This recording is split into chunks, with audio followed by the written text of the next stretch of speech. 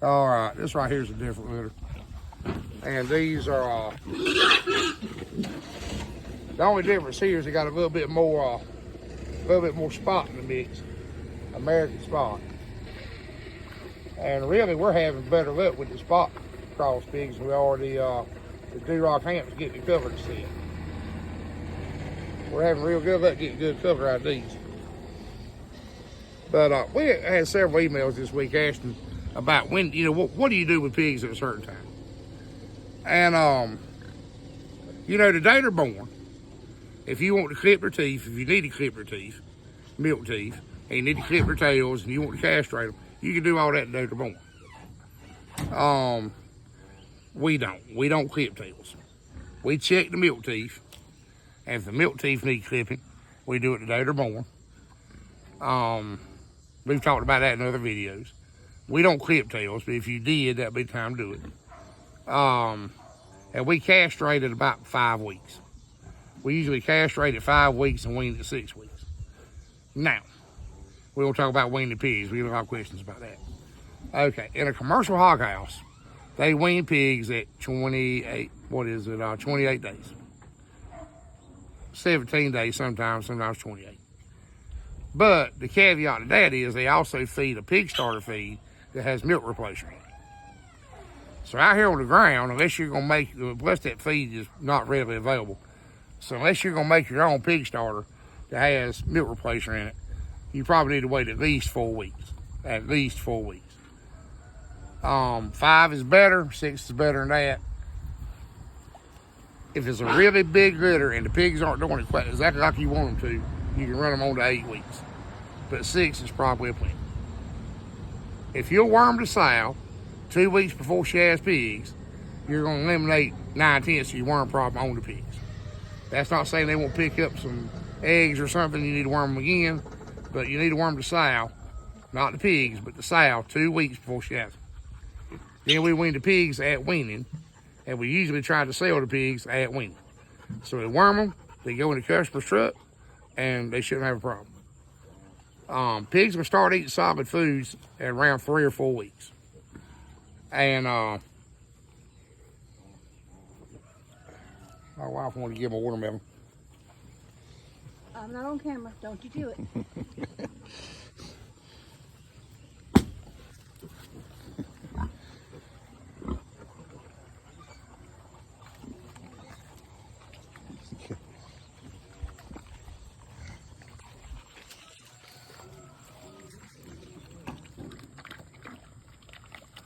These pigs are 3 weeks old.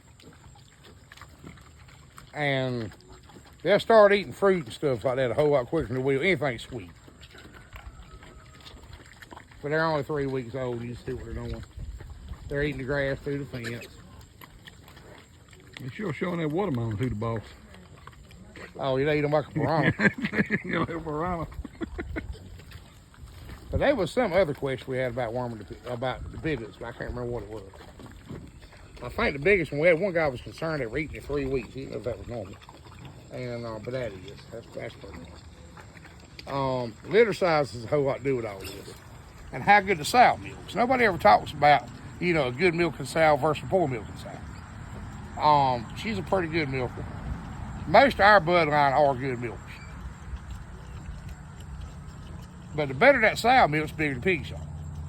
Oh, creep feed, auxiliary feed. You can. That's what you want to do. You can feed those piglets while they're nursing. That's fine. Something like a 14% feed is usually more than adequate. Something we figured out, pig scours. When you have pigs that are scouring bad, the white scours, a lot of times it's too much protein. You feed the sow too much protein, or there's too much protein in your pig starter. Cut back on the protein a little bit, or feed them something like field peas. Cut down some field peas and feed them. That helps with the scours more than anything we find. I got a question about that too. How do you feed the baby pigs without her getting it and tearing the feed all to pieces? You got to fix a spot like the ones, see how them little things fixing in front of the building? Yeah, just like you do with to isolate them to to yourselves. isolate them. We feed them in the, This ain't exactly a fair house. Yeah. This is a multi-purpose building. Multi-purpose building. Huh? Well, you know, sometimes you have an odd sow having pigs. You got too many. Might part the lawnmower in it next week. That's right. That's right. And we're going to have to pay some board or something else. But anyway, in the actual fair houses, you have the spot blocked off for the pigs go to the heat lamp.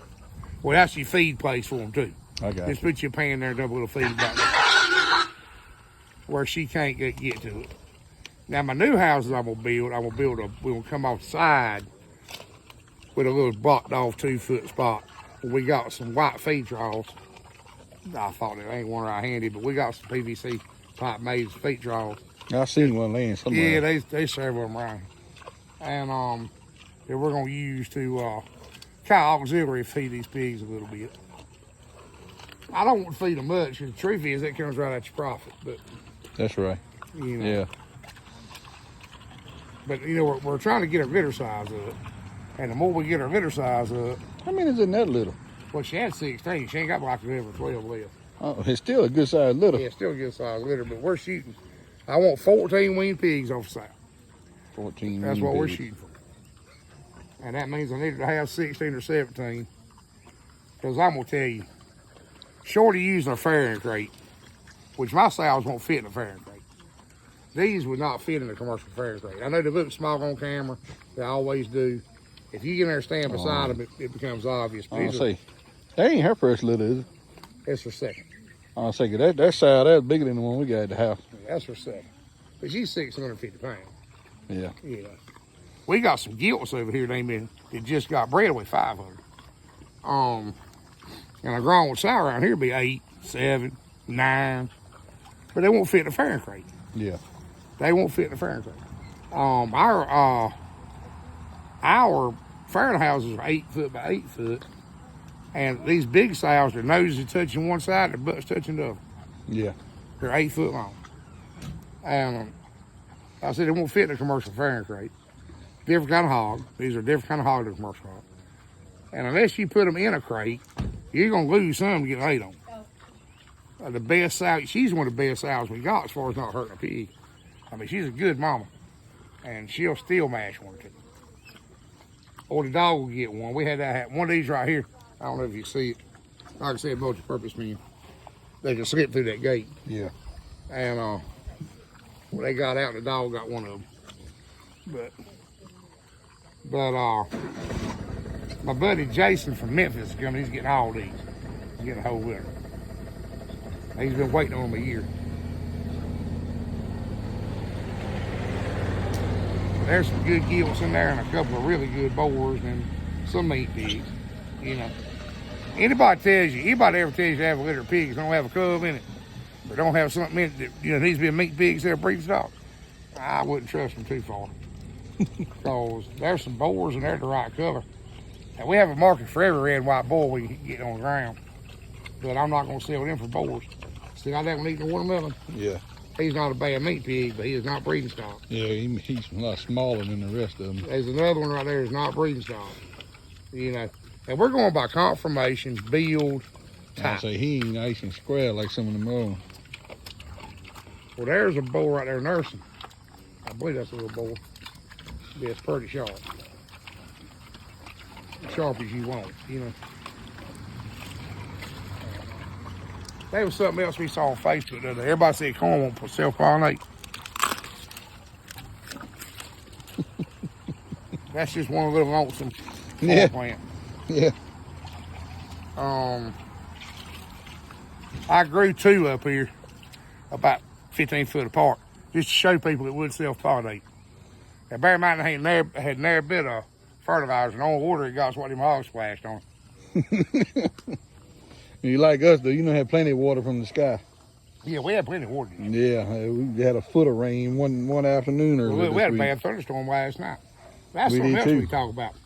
The beauty of these sand lot pens. Yeah. Yeah. You just sit here and watch her run these mud holes. Yeah. They won't hear if she ran them. And we had a bad thunderstorm last night. Probably got, I don't know how much water.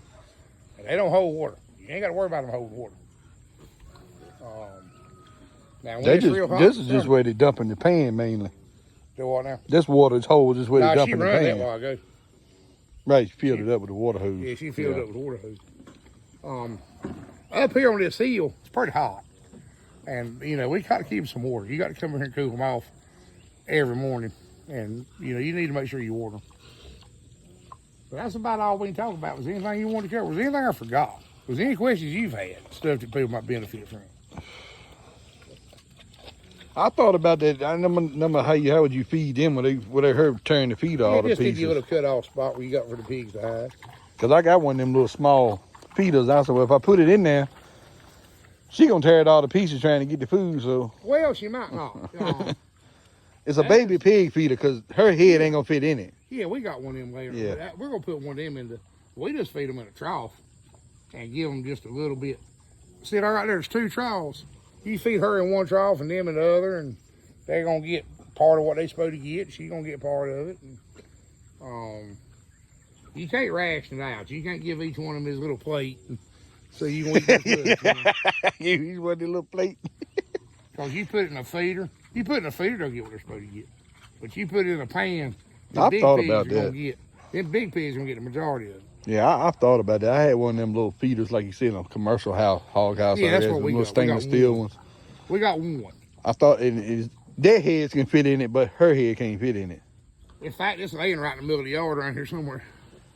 I said, well, if she can't get the food there, she's going to probably tear it all to pieces anyway. If she can get to it, she will. Yeah, that's what I was You got to trying have to something do. like a crib feeder. You got to have something where she can. Like you said, they get into your profits quick.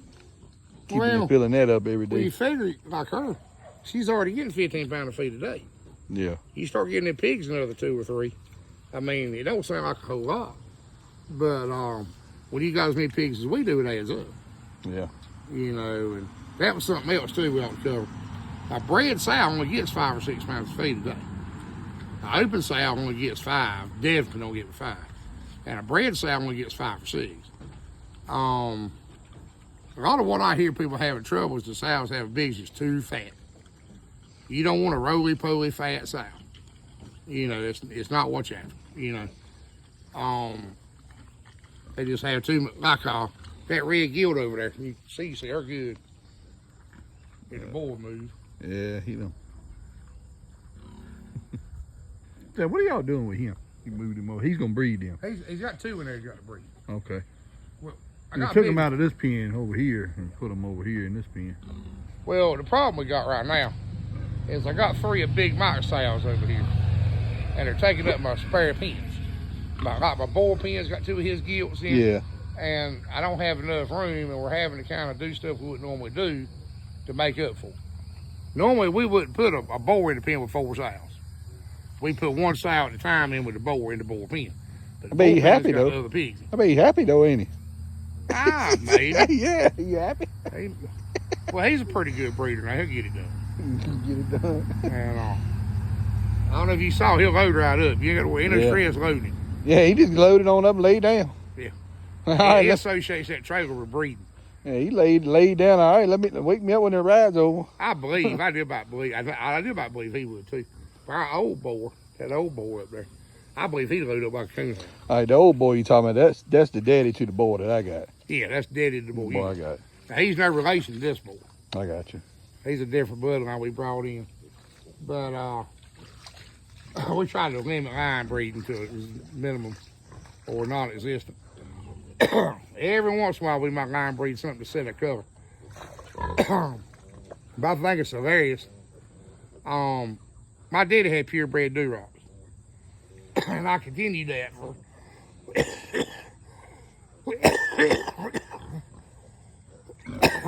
about 20 years. We had registered do-rods, And then we had DNA tested do-rods.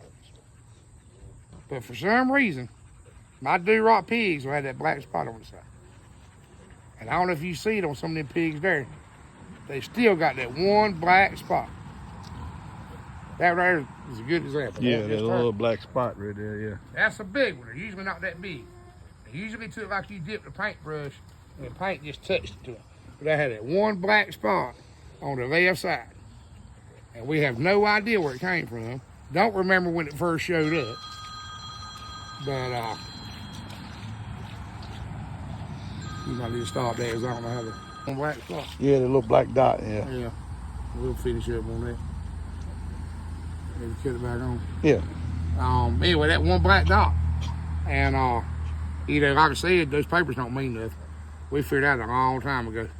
We had purebred Durocs, had the nicest papers you ever seen. I mean, they were bred back, Duroc aristocrats. And got DNA tests done on every one of them, had a little Hampshire around. Yeah, one of them little Hampshire. Had one come back, had one of our lines of boars, had two separate lines. Our board line came back 1/8 unknown. 1/8 unknown. And my daddy been breeding the same pigs for 40 years. But you don't ever know. I mean, people, that registration used to be the honor system. Yeah. And there ain't no telling, just because you got an Irish last name don't mean you got no Irish in you. So, I mean, it is what it is. But James asked me about my health, and I want to give a health update. I had people on my channel that asked when I get to do a little pig video or something. Well, the truth is, boys and girls, I ain't doing 5 cents. I was doing a little better. We're pretty strong in the produce business. And I guess the produce is with me. I'm right back having a bunch of trouble. Today I couldn't even hardly go. James had to come up here and help me move hogs. Big Mike's been up here all day. Just trying to get hogs moved and some basic stuff done. And we're having some kind of chronic bad luck. On top of my health, everything got broke. Everything we touch breaks. Everything you touch breaks. The lawnmowers broke, the tractors broke, the trucks broke. I don't know. It's been one of them months. But I have good days and bad days. Kind of more bad days than good here the last couple of weeks. I was doing pretty good, but we are gonna try to start back doing some videos. But we did this one today with him, and I've got one I want to do. I'm gonna try to get this video somehow transferred. Well, it'll be on my channel. Here's one. Yeah. Because I'm recording it on my phone, so I don't know if I can get it to his phone. If he can't figure out how to get it on mine, we'll just do it again tomorrow and talk about the important stuff. Well, you're up to date nowadays. You got an iPhone nowadays, don't you? Hell, I don't know how to work it. He's on how to work. I can add drop it on the iPhone. If you say so. I don't even know how to cut the ringer off. If you see us doing a video and we got to stop so the phone ring, I ain't got a clue how to cut the ringer. And we should have done a video on the little portable load chute. Thing worked right good, didn't it? Yeah. I got bits and pieces of it, and the wife got a couple of clips of it. Well, if you can put one of them in there, it works really good. It's mildly annoying having to move it. But, sooner or later when you're building your hog pens, you got to build something not the way you want to. Yeah. You got to do something that you didn't exactly want to do it that way. And that's adequate. You can run up in these little square pens, and you saw how it worked. It worked pretty good. Yeah. Oh, yeah.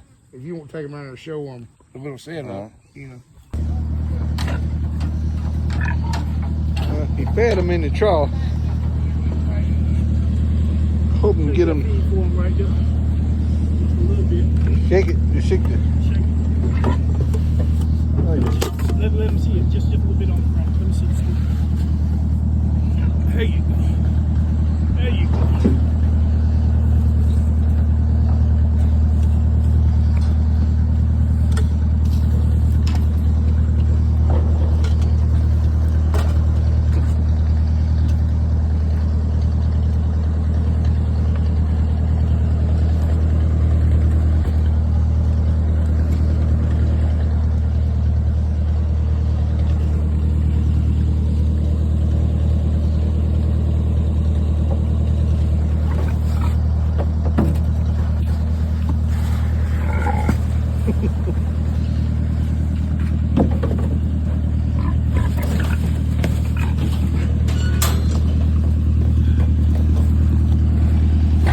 How do we close the door after you?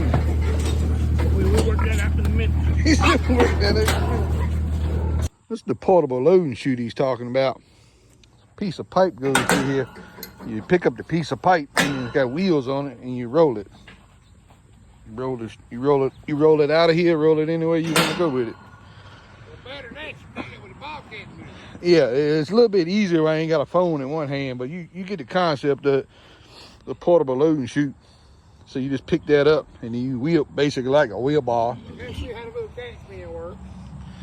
Yeah, he run 3 full-size pigs into this little catch pen. put the piece of panel up here till we got the trailer in the little loading chute, and then took the cutting board, spring a little feed in, and it went on in there. But I got bits and pieces of that. How you loaded it? Oh, your top hogs, yeah. Does you? Top is right much smaller than pigs we had a while ago. Explain. 10 or 14 tops in that little pen there. Explain what you mean by it. Hold on, let me.